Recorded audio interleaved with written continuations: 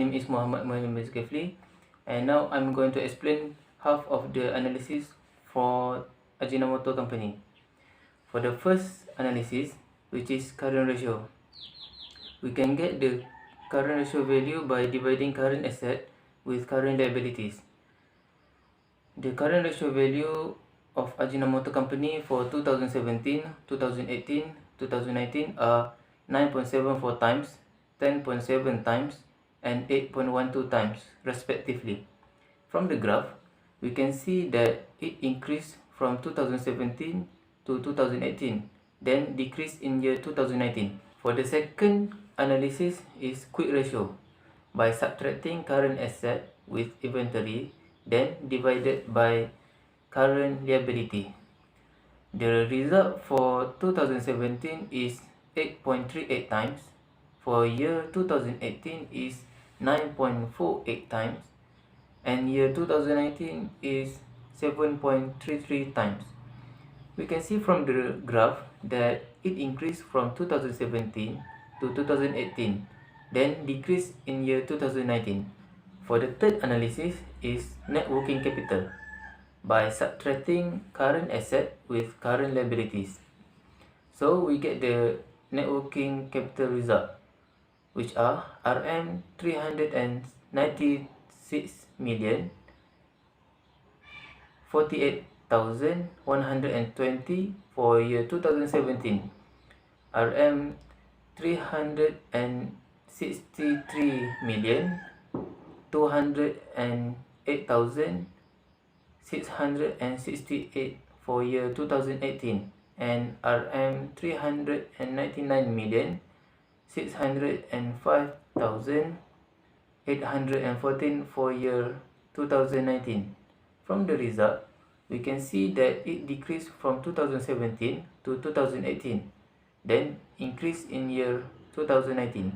Fourth analysis is debt ratio, by dividing total debt with total asset, then times with 100. The results are 10.86%, 10.17%, and 12.74% for the year 2017, 2018, and 2019 respectively.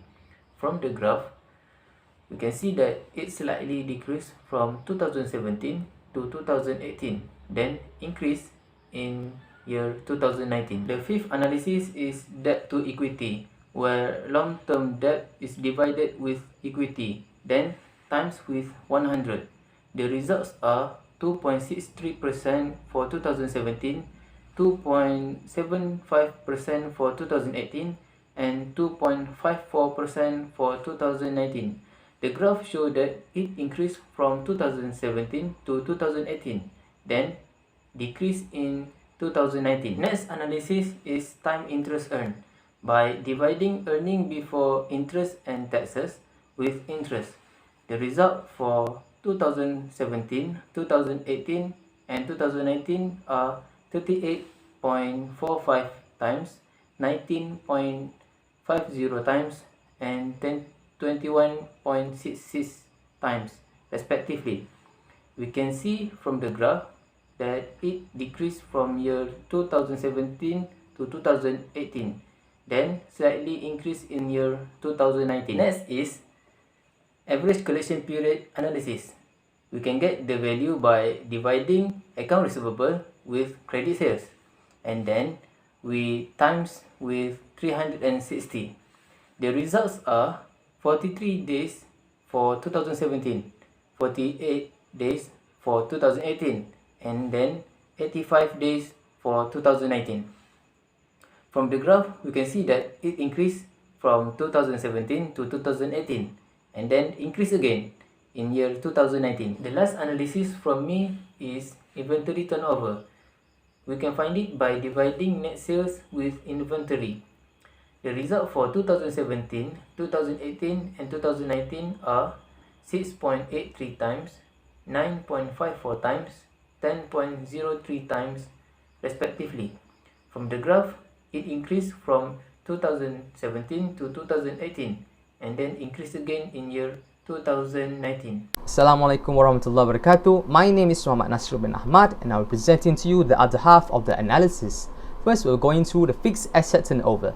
The fixed asset turnover is obtained by dividing net sales and net fixed asset. The result yielded for the year 2017 to 2019 are 4.61 times, 1.00 times, and 5.77 times respectively.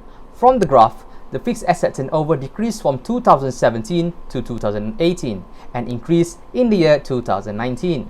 Next, we'll be going to the total asset turnover.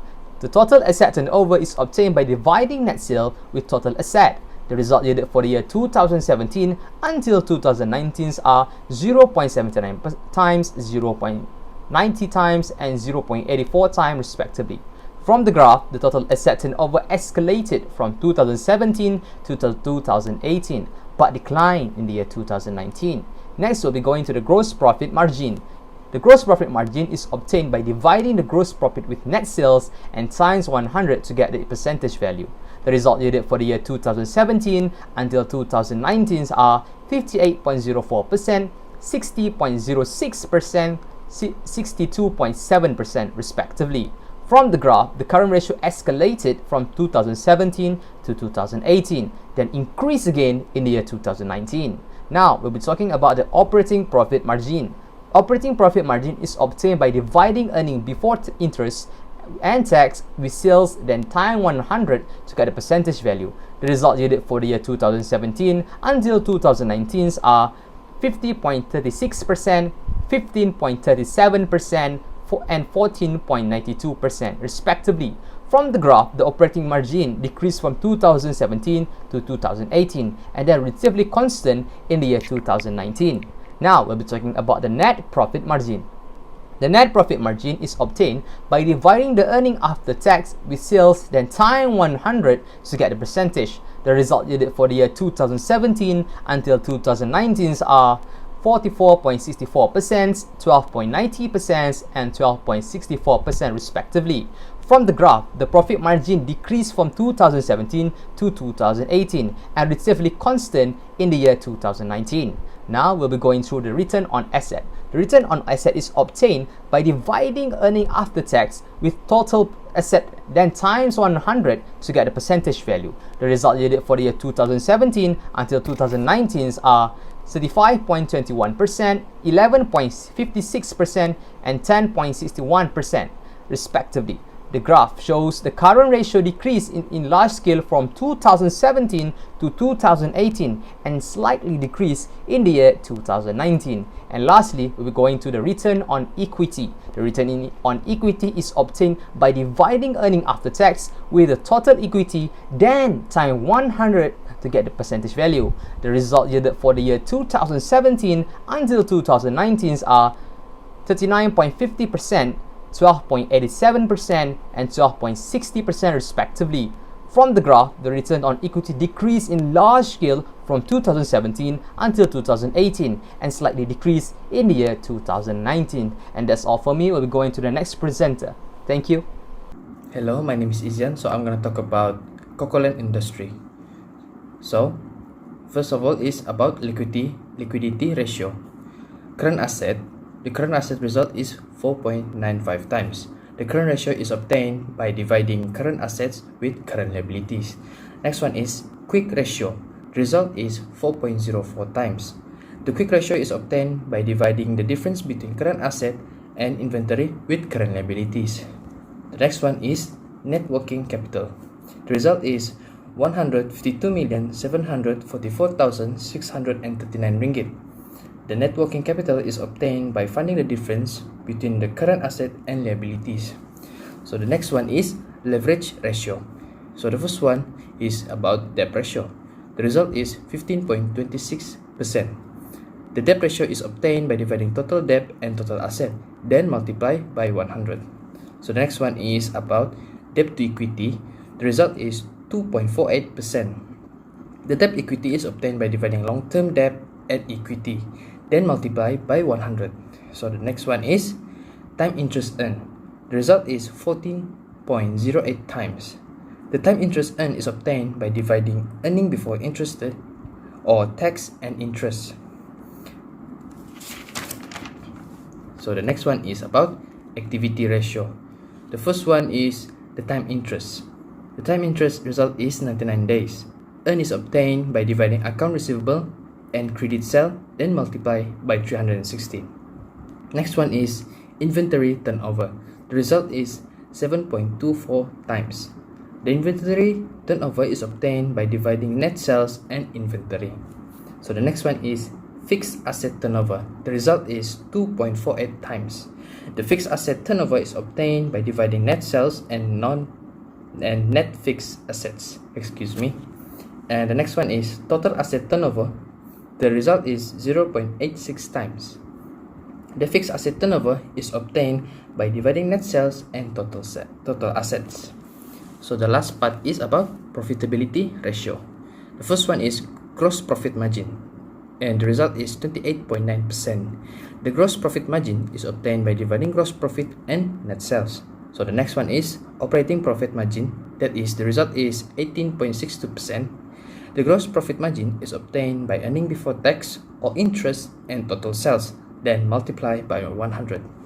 The next one is net profit margin. The result is 14.06%. The net profit margin is obtained by dividing earning after tax and net sales. And the next one is return on equity. The result is 14.35%. The return of equity is obtained by dividing earning after tax and total equity. And the last part and the last one of all is return on assets. The result is 12.16%. The return on assets is obtained by dividing earning after tax and total assets. That's all from me about Cocoaland. I will pass to you to the next presenter. Thank you. Assalamualaikum. I am Muhammad Nasirudin Aiman bin Azhar, and I will be presenting the part comparative analysis for Ajinomoto Malaysia Berhad and Cocoaland Holdings Berhad for the year 2019 for both companies. So I'll start with liquidity ratio. In liquidity ratio, first we have current ratio. As can be seen in the graph, Ajinomoto Malaysia Berhad has higher current ratio than that of Cocoaland Holdings Berhad. This indicates that Ajinomoto Malaysia Berhad has more current assets to pay for its current liabilities when compared to Cocoaland Holdings Berhad. Next, we have quick ratio, and as can be seen in the graph, Ajinomoto Malaysia Berhad has higher quick ratio when compared to Cocoaland Holdings Berhad, and this indicates that Ajinomoto Malaysia Berhad has more current assets to pay for its current obligations when compared to Cocoaland Holdings Berhad. And lastly, in liquidity ratio, we have net working capital. From the graph, we can see that Ajinomoto Malaysia Berhad has higher net working capital ratio when compared to Cocoaland Holdings Berhad, and this indicates that Ajinomoto Malaysia Berhad has more stable margin of safety to meet its short-term obligations compared to Cocoaland Holdings Berhad. Next, we move on to leverage ratio, and in leverage ratio, first we have debt ratio. As shown in the graph, Ajinomoto Malaysia Berhad has lower debt ratio compared to Cocoaland Holdings Berhad, and this indicates that Ajinomoto Malaysia Berhad has less assets financed by borrowing compared to Cocoaland Holdings Berhad. And then debt to equity, as shown in the graph, the debt to equity ratio for Ajinomoto Malaysia Berhad is higher compared to Cocoaland Holdings Berhad, and this indicates that Ajinomoto Malaysia Berhad has more capital financed by borrowing compared to Cocoaland Holdings Berhad. And next we have times interest earned. For Ajinomoto Malaysia Berhad, it is higher compared to Cocoaland Holdings Berhad, and this indicates that Ajinomoto Malaysia Berhad has higher capability and lower risk of default compared to Cocoaland Holdings Berhad. Next, we have activity ratio, and first we have average collection period. As can be seen in the graph, Ajinomoto Malaysia Berhad has lower average collection period compared to Cocoaland Holdings Berhad, and this indicates that Ajinomoto Malaysia Berhad takes shorter time to recover its cash from credit sales compared to Cocoaland Holdings Berhad. Next, we have inventory turnover, and it can be seen that Ajinomoto Malaysia Berhad has higher inventory turnover compared to Cocoaland Holdings Berhad, and this shows that Ajinomoto Malaysia Berhad is more effective in using its inventory to generate sales compared to Cocoaland Holdings Berhad. Next, we have fixed assets turnover, and Ajinomoto Malaysia Berhad has higher fixed asset turnover ratio compared to Cocoaland Holdings Berhad, and this indicates that Ajinomoto Malaysia Berhad is more efficient in managing its fixed assets to generate sales compared to Cocoaland Holdings Berhad. And for total assets turnover, Ajinomoto Malaysia Berhad has lower ratio compared to Cocoaland Holdings Berhad, and this indicates that Ajinomoto Malaysia Berhad is less efficient in using all its assets to generate sales compared to Cocoaland Holdings Berhad. And last but not least, we have profitability ratio.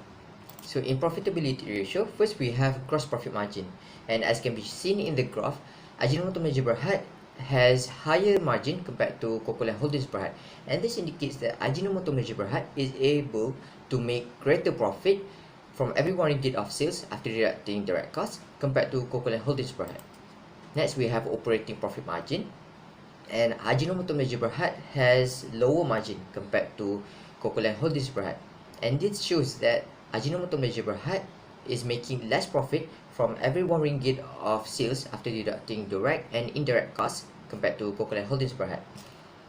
Next, we have net profit margin.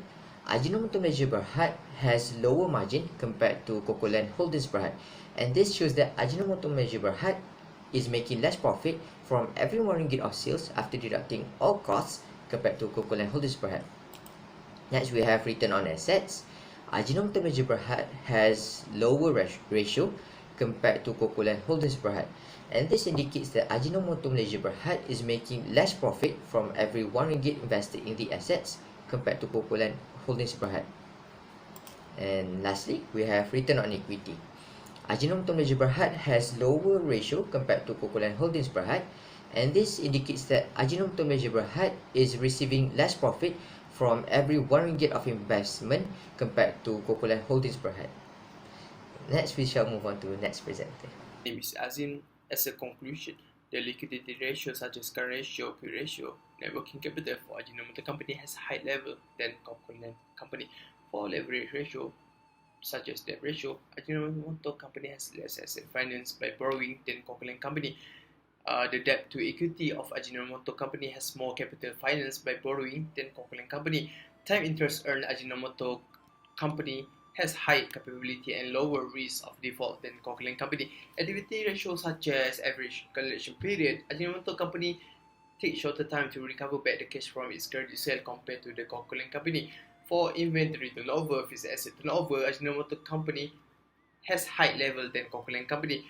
For profitability ratio such as gross profit margin, Ajinomoto company able to make profit from every RM1 of sale compared to Cocoaland company. Operating profit margin, Ajinomoto company making less profit from every RM1 of sale after deducting direct and indirect costs compared to Cocoaland company. For the net profit margin, return on asset, return on equity, Ajinomoto company have low level than Cocoaland company.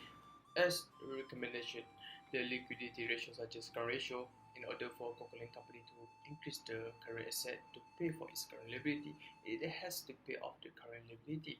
They should be paid off as often as early as possible. It will decrease the level of current liability and therefore improve the current ratio. For the quick ratio, in order for Cocoaland company to increase the current asset to pay for its current obligation, it has to increase the sale and inventory turnover such as method like discounting the product price. The net working capital, in order for Cocoaland company to increase the margin of safety and able to meet its short-term obligation, it has to earning additional profit, replacing short-term on long-term debt. For the leverage ratio such as debt ratio, in order for Cocoaland to decrease the percentage on the firm asset that are financed by borrowing, it has to increase the amount you pay monthly towards your debt. Extra payment can help lower your overall debt more quickly. For the debt to equity, Cocoaland company already in the low percentage. In order for Ajinomoto company to decrease the percentage on the firm capital that are borrowing, it has to increase in revenue that can keep the ratio stable. As your sale increase, you reinvest the money in the company, adding asset or paying down the debt. For the time interest earned, in order for Cocoaland company to increase the margin of safety, it has to pay down the debt. Reducing the amount of debt on the company's balance sheet will serve to lower the company's interest payment. For activity ratios such as the average collection period, in order for Cocoaland company to decrease the day to recover back the cash from its credit sale, it has to negotiate payment terms with your supplier. Initially, you choose your supplier based on your specific needs such as speed of delivery, quality of product, or simply price. For the inventory turnover, in order for Cocoaland company to increase in the suitable level in which is not to hide the ratio of time the firm replenish its inventory in a year, it has to proper forecasting, effective marketing, and encourage sale of all stock. For the fixed asset turnover, in order for Cocoaland company to increase the ratio on time on how efficient the firm manages the fixed asset to generate sale, it has to increasing the revenue. The asset might be properly utilized, but the sale could be slow, resulting in a low set turnover ratio. For the profitability ratio, such as a gross profit margin, in order for Cocoaland company to increase its profit after deducting direct costs, it has to reduce its inventory waste. For the operating profit margin, in order for Cocoaland company to increase its profit after deducting direct and indirect costs, it has to avoid markdown by improving inventory visibility. For the net profit margin, in order for Cocoaland company to increase a profit after deducting all costs, it has to increase revenue such as through selling more goods or services. For the return on asset, in order for Cocoaland company to increase and generate its profit, it has to increase the net income, decrease the total asset, and improve the efficiency on current asset. For the return equity, in order for Cocoaland company to increase its profit that invested by the shareholder in the company, it has to raise the price of the product, reduce your labor costs, and reduce operating expense. I think that's all from me. Thank you.